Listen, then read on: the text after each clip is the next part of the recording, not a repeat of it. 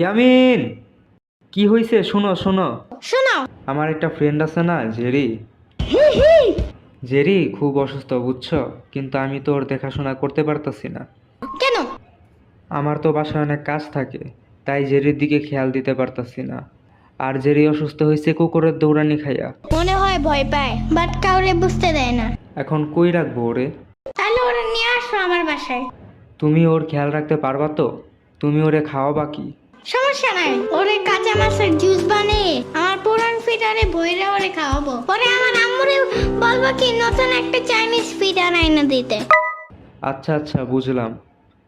তবে তুমি জেরিরে রাখবা কোনখানে? এই যে সাম্বার রুমে।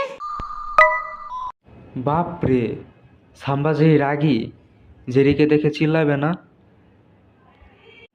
জেরি যদি সাম্বার রুম ময়লা করে দেয়? আরে ধুর, এমনি ওর রুম জঙ্গলের মতন থাকে, এদিকে ময়লা ওদিকে ময়লা। আমার কাছে মনে হয় সাম্বার রুমে জেরিকে না রাখাই ভালো। যে মামার রুম ময়লা হইলেও পরিষ্কার আছে, তুমি ওরে নিয়ে আসো। ওরে আমার রুমেই রাখবো না।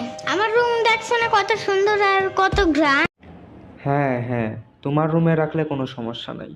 Because I am the king of that house. তাহলে তুমি জেরির বাসায় চলো, ওরে আমি নিয়ে আসতে পারবো না।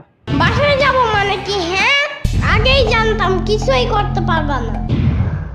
উদাই ভাবনে চলে এসছো। কি বললা? দেখো, এখন আমি জেরিকেও আনবো, আর সাথে ওর 14 গোষ্ঠীকেও নিয়ে আসবো।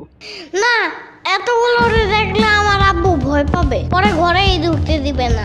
ওকে, তাহলে আমি শুধু জেরিকেই নিয়ে আসি। বাই ইয়ামিন।